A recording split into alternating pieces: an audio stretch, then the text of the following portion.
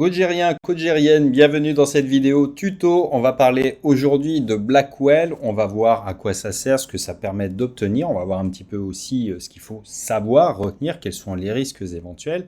Et puis, eh bien, je vais vous montrer un petit peu ce que je vais faire et surtout, je vais vous proposer, je pense, quelque chose qui va être de suivre ce portefeuille que je vais mettre en place sur Blackwell au fur et à mesure du temps pour bien vous montrer ce que ça donne et avoir un exemple très concret de ce que ça permet de faire. Ça ne veut pas dire que vous êtes nécessairement et encore moins obligé de faire comme moi. Ça n'est pas un conseil en investissement, c'est juste une démonstration de l'outil, de ce qu'il permet de faire, de ce qu'il ne permet pas de faire, de ce que vous pouvez en attendre. Bref, voilà pour cette petite introduction. Maintenant que ça c'est dit, qu'est-ce que c'est que Blackwell? Alors Blackwell, je vous mettrai dans la description un lien qui va vous présenter en fait la manière dont il eh bien, fonctionne, quel est leur service. C'est un service de market maker automatique. Ça veut dire concrètement, là encore vous aurez tout l'article qui va le détailler, qui vont tout simplement automatiser des ordres d'achat et de vente et qui vont remplir en fait l'order book de FIN qui est l'exchange décentralisé de la blockchain Kujira. Donc le projet Blackwell est hébergé d'abord sur la blockchain Kujira. D'une part, il y a une partie des frais qu'il génère qui sont reversés aux stackers de Kuji. Et par ailleurs, il a été financé également par le fonds commun de la blockchain Kujira qui a aidé à son développement puisque ça génère des revenus pour l'écosystème. Voilà pour cette introduction. Il a été ouvert il y a un peu plus d'un mois. La barre des 800 000 $ de TVL, c'est-à-dire les fonds qui sont déposés dessus, ce protocole a été dépassé au bout d'un mois. C'est en constante progression.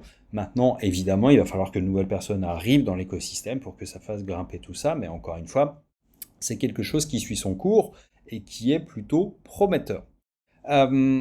Voilà pour cette petite présentation. Maintenant, concrètement, comment ça marche? Vous avez une interface, vous connectez votre portefeuille Kujira et vous avez ici, en fait, plusieurs votes. Les votes, c'est quoi? C'est des pools de liquidités, en fait, et on va voir un petit peu comment les utiliser ensuite, dans lesquels vous allez pouvoir naviguer. Donc là, on est sur Kuji AXL USDC, Kuji USK, et tout ça, eh bien, c'est les différentes paires que vous allez pouvoir utiliser pour générer du rendement. Donc vous voyez qu'ici on a l'order book. L'order book c'est quoi? C'est les ordres qui sont passés sur ces paires-là. Donc là, eh bien lui, il a programmé des ordres qui sont des ordres d'achat ici et ici des ordres de vente. Et vous voyez qu'en fait, la différence entre les deux, c'est le rendement, c'est-à-dire que lui, il profite simplement des opportunités de marché d'une manière automatisée et dans des volumes très importants pour générer du rendement. On voit les derniers trades qui ont été passés.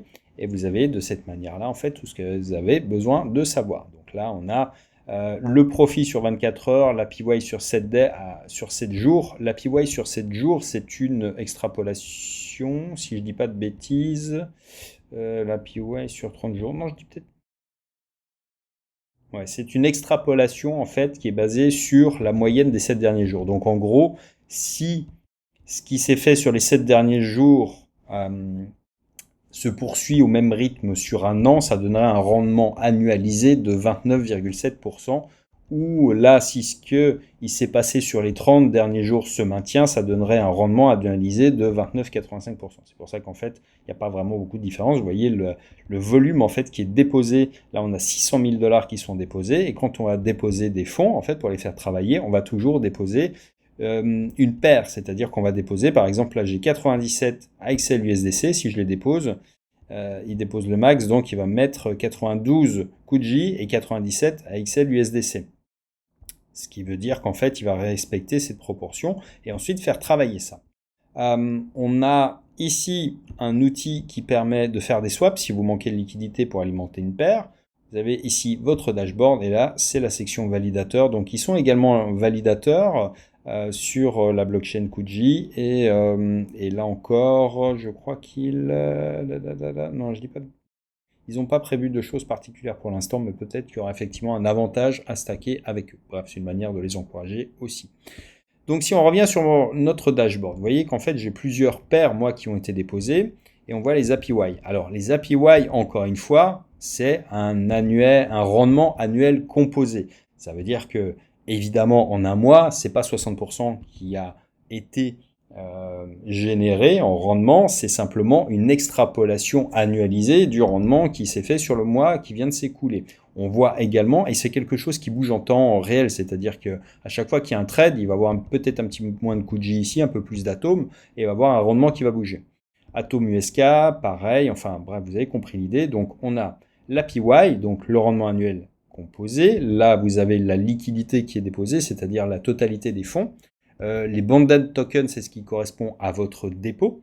Et d'ailleurs, j'ai des petits dépôts ici, mais qui correspondent finalement à de la rémunération que j'ai en tant que stacker. C'est-à-dire quand je vais récupérer mes récompenses, en fait, j'ai des petits bonded tokens qui sont ajoutés, que j'ai pas achetés, mais qui correspondent à des rémunérations que j'ai touchées en tant que stacker. Et ici, vous avez les assets qui sont déposés. Donc là, par exemple, je les ai fait juste avant. J'ai déposé 71 points. Enfin, j'ai pas déposé ça, j'ai déposé autre chose, mais pas très éloigné. Mais là, il a commencé à faire des trades, donc ça s'est déjà un petit peu mis à bouger. Et la valeur que ça représente. Et ensuite, eh bien, on peut gérer directement ça. Donc concrètement, si je fais gérer, on voit en fait, on revient sur le panneau d'accueil, mais vous voyez que je peux les retirer. Donc je peux retirer le maximum de mon bonded token qui correspond en fait aux deux paires que j'ai mises dedans, et je vais pouvoir les retrouver mes tokens de départ, c'est-à-dire dans ce cas-là des Kuji et des atomes. Alors, il y a plusieurs choses à savoir, c'est que première chose, d'une part, c'est que ce rendement n'est pour l'instant que théorique, c'est-à-dire que le rendement qu'on vous propose, il est basé sur une extrapolation. Ça ne veut pas dire qu'il fera peut-être pas 60%, peut-être même qu'il fera plus, mais peut-être qu'il fera moins aussi. On n'en sait rien, on verra ça à l'issue d'un an. Un rendement annuel, il faut laisser passer un an. Et ça veut dire aussi que APY, ça veut dire que tout ce que ça génère en profit est automatiquement réinjecté. Mais ce qui est intéressant de comprendre également, c'est quand on joue avec deux paires de cette manière-là, du Kuji Atom, là l'objectif il est différent des autres. Le Kuji qui est tradé contre de l'atome va me permettre d'accumuler en fait du Kuji et de l'atome. Là, vous voyez qu'en fait en atome USK, je vais jouer avec quelque chose qui est fixe, ce qui va induire potentiellement une perte, c'est-à-dire une perte impermanente, impermanent loss. Concrètement, là, j'ai deux paires qui évoluent dans des sens différents. Mais c'est pas très grave pour moi parce que moi, je serais content d'avoir plus d'atomes et plus de Kuji. Donc là, l'objectif, il est différent. Je sais qu'en fait, je vais pas gagner en valeur forcément, ou du moins, c'est pas mon objectif, mais je vais gagner en accumulation de tokens. Ça, c'est l'objectif qu'on peut avoir quand on a une paire de cette manière-là. Et quand on n'a surtout pas l'idée de se dire, ok, si je prends un token moisi contre du Kuji, il y a des chances que ça soit pas forcément pertinent. Mais là, de l'atome, alors peut-être que Atom a un potentiel de croissance qui est moins important à terme que Kuji, c'est vrai, sauf qu'en fait, en jouant sur cette paire-là, ça me permet d'avoir un bon rendement potentiel, encore une fois, et surtout d'avoir cette capacité à augmenter mon bag de tokens. Donc mon objectif, c'est d'en avoir plus. Et à vrai dire, en fait, j'ai des récompenses de stacking qui sont finalement des atomes que je reçois gratuitement puisque j'en stack pour profiter des différents airdrops. Donc à terme, eh bien, les récompenses de stacking, je vais les remettre ici, ce qui présente un autre avantage, c'est de ne pas avoir le blocage de 21 jours. C'est-à-dire qu'en fait, là, je peux sortir mes tokens immédiatement. Et ça, c'est extrêmement intéressant. Donc ça, c'est la première stratégie, ça va être de l'accumulation. La deuxième, en fait, c'est d'essayer de faire du rendement, mais il y a un risque qui est inhérent à ça. USK, USDC, et c'est pas un risque qui est inhérent à l'USK, c'est un risque d'impermanent loss. L'impermanent loss, c'est quoi? C'est finalement le fait que, vous voyez qu'en fait, puisqu'on dépose du 50-50, et là en fait c'est déséquilibré, quand on dépose, on va déposer à 50%. Et d'ailleurs, je vous mettrai dans la description un lien pour que vous compreniez ce principe-là, c'est-à-dire au départ, je vais avoir le prix de mon token, on va dire, ok, je vais avoir de l'atome qui est à 10, pour la simplicité du calcul, et j'ai mon token B, c'est l'USK, il est à 1. Donc, à terme, en fait, on voit que je vais peut-être avoir juste de l'USK, il va rester à 1, c'est l'objectif. Ou pareil si on avait mis USDC. Donc, disons, un atome vaut 10 $ et un USDC vaut 1 $. À terme, disons, dans 6 mois, mon atome, il a explosé, il vaut 40. évidemment, mon USDC vaut toujours 1. Et là, qu'est-ce qui se passe? Eh bien, j'ai une perte impermanente de 20%. Concrètement, ça veut dire que si j'avais rien fait, si j'avais gardé mes tokens, eh bien, j'aurais plus d'atomes que j'en ai maintenant au futur prix. Pourquoi? Parce que, encore une fois, dans une pool de liquidité, dans une paire, ce qui va se passer, c'est que, eh bien, il va toujours essayer de la rééquilibrer pour être à 50-50. Quand je vais sortir, je vais être à 50-50. Ça veut dire, concrètement, que, eh bien, mes atomes, j'en aurai peut-être moins et j'aurai plus d'USK ou plus d'USDC. Et ça, quand le token explose, bah, ça peut faire perdre de l'argent. Donc j'ai une perte de 20% d'impermanente, mais en contrepartie, j'ai la rémunération. Donc si je perds 20%, mais que je génère 114% de rendement, ça va. Après, si le token bouge moins, c'est-à-dire si Atom, par exemple, dans 6 mois, restait à 10, vous voyez que j'ai pas d'impermanente close, donc je fais du rendement pur. Si je suis à uniquement à 20, j'ai 5% de perte impermanente que je vais couvrir avec le rendement. Si Atom explose et passe à 100 par exemple, j'aurai une perte impermanente de 42%. Ce qui théoriquement, et encore une fois ça n'est que théorique dans le sens où on le saura à l'issue du truc, théoriquement devrait être couvert par le rendement. Mais il n'y a rien de moins sûr. On voit qu'en fait les rendements, ils sont variables en fait, et surtout ils vont être basés sur d'autres choses qui sont incontrôlables. Là, AXL USDC, c'est pas représentatif dans le sens où évidemment c'est juste de l'arbitrage entre $1 et $1 théorique. Donc on devrait pouvoir s'en sortir. Mais c'est important de comprendre cette notion de perte impermanente. Et d'ailleurs, j'ai trouvé, je vous mettrai ça aussi en description, quelqu'un qui a fait un outil, un tableur en fait, qui vous permet de mesurer les pertes impermanentes de vos placements sur Blackwell. Donc c'est extrêmement intéressant et ça vous donne en fait vraiment une visibilité. Alors encore une fois, ça va dépendre de l'évolution des tokens. C'est impossible de le prédire. L'impermanent loss, on le prédit pas, on le constate à terme, à la fin. Donc c'est important de le comprendre et ça fait partie des règles du jeu. Vous déposez à 50-50, évidemment quand il y en a un des deux qui explose, ça va faire bouger votre balance. C'est-à-dire que là, si j'ai, on va le prendre là sur cet exemple. On va prendre un Kuji à 1 et un Atom à 10. Donc on va dire Kuji à 1 et Atom est à 10. Mettons, et là c'est impossible encore une fois de le prédire, mais mettons que Kuji passe à 10 et que Atom passe à 40.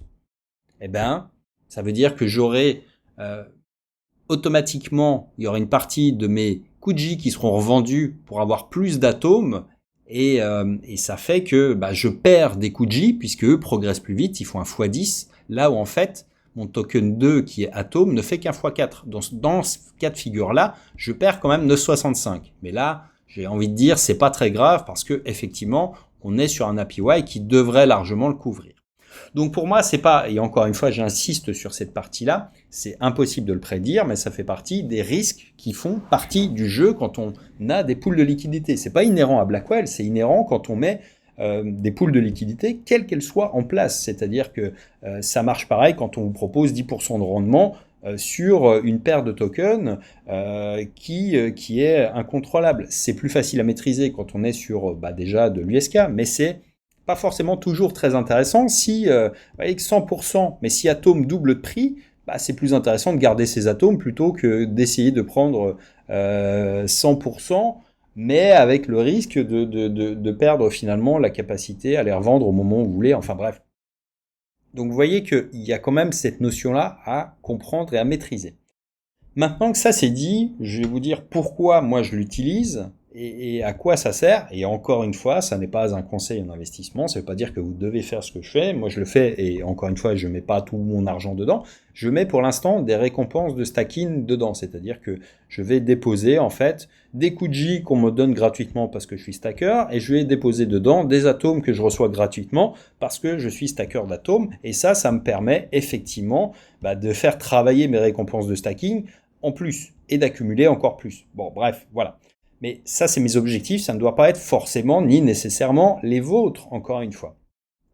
Donc, dans cette paire-là, mon objectif, c'est d'accumuler des Kuji et des atomes. Après, c'est difficile de savoir à quel pourcentage on accumule vraiment, encore une fois, et c'est difficile de savoir si ça sera pertinent ou pas, comparativement, en fait, à l'impermanent loss potentiel. Ensuite, les atomes USK, bah, c'est pareil. Là, c'est pour moi, c'est faire travailler des récompenses de stacking. Plutôt que de les revendre immédiatement, je préfère régénérer du pourcentage. Pourquoi? Parce que là, atomes, on me les rémunère à 18 quelque chose. Si je les stack, 18% contre 114, le jeu en vaut a priori, la chandelle a priori, parce qu'encore une fois, il n'y a rien de garanti. Kuji, AXL, USDC, bah même raisonnement. C'est mes Kuji, aujourd'hui, ils ont un APR qui est pas très élevé. Ils sont à 2% quelque chose. Là, en fait, je peux espérer c'est un mot important, 30% pratiquement. Kuji USK, je peux espérer 24%. Donc ça, c'est intéressant aussi. Là, on voit que Stars, par exemple, ça AXL, USDC, bah, c'est pas forcément si pertinent que ça, puisqu'ils sont à 80% si je les stack chez eux.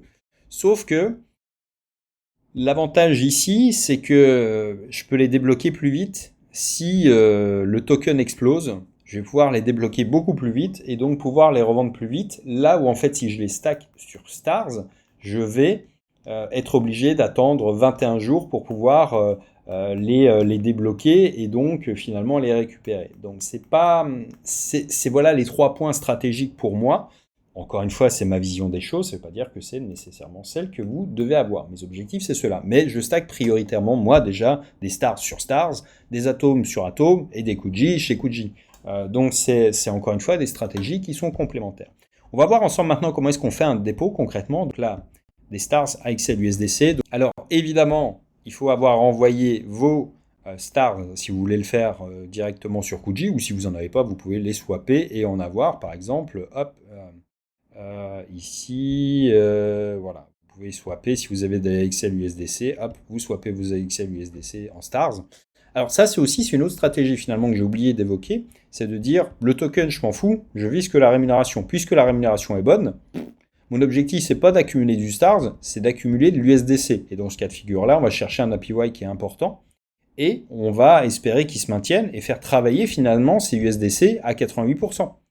Puisque le stars, on s'en fout en fait. Et ça, c'est une autre manière de l'envisager. Bon, c'est pas la mienne pour le coup pour l'instant, mais ça va dépendre aussi des conditions et des facteurs qui sont difficiles à maîtriser là sur l'instant. Bref, tout ça pour dire que je viens chercher mes stars, ça me met automatiquement le volume maximum du SDC que je peux mettre, et ensuite je fais un dépôt, il me met en place la transaction, tac tac, je vais la valider, je mets toujours les plus faibles parce qu'il n'y a pas de raison qu'on dépense plus d'argent que nécessaire dans les frais de transac, même s'il y en a une partie qui revient dans la poche, ça marche pareil. Donc, vu que le réseau n'est pas encombré, eh ben, il n'y a pas de raison. Donc voilà, il nous a mis la transaction en place, et là j'ai donc, et je vais le noter pour maintenir mon tableau à jour, 386, 41 et 25,466. Voilà, comme ça, j'ai maintenant, en fait, dans mon dashboard, je dois avoir toutes mes paires. Tac, ici, on a bien le Stars USDC à 88%. Ça vous donne en fait les assets au moment où vous déposez. Parce que immédiatement, juste après, il va commencer à les faire travailler. Donc ça va fluctuer. C'est-à-dire que, je ne sais pas, dans 10 minutes, si on rafraîchit, eh bien, vous allez avoir un chiffre qui est différent. Ça vous rappelle aussi la valeur actuelle de votre dépôt. Mais si Stars explose, bah, vous allez avoir une variation en fait sur cet élément-là, évidemment. Et puis, bah, je crois qu'on a à peu près tout vu. Donc, ce que je vous propose, c'est finalement de faire un point régulier. Alors, pas toutes les semaines parce que ça va pas bouger beaucoup. Je rajouterai peut-être d'autres liquidités dedans au fur et à mesure où je récupérerai des tokens pour alimenter mes pools si ça marche bien. Mais encore une fois, il n'y a pas de raison. Il faut juste avoir conscience des risques. Encore une fois, vous trouverez dans la description tout ce que j'ai pu aborder. Donc, à savoir, eh bien, le tableur pour aller chercher les calculs vraiment de rentabilité. Et encore une fois, c'est une estimation des retours. Bref, vous allez trouver ça, vous allez trouver le calculateur pour l'impermanent loss, ça vous donnera une idée. Encore une fois, c'est pas quelque chose qui est forcément ultra précis, mais ça vous permettra de relativiser parfois les rendements. Vous savez, quand il y a des tokens, je sais pas, il y a des tokens moisis qui sortent de nulle part, et vous allez mettre un bon token comme de l'atome, et vous allez avoir un token qui sort de rien et qui va être divisé par 10. Donc là, par exemple, on mettrait un 10 et un 1. Mettons un token qui serait le to the moon, et là, on aurait de l'atome. Donc là, notre atome, il serait à 40 d'ici quelques mois, alors que le to the moon, il serait à 0,001, c'est-à-dire qu'il s'écroule.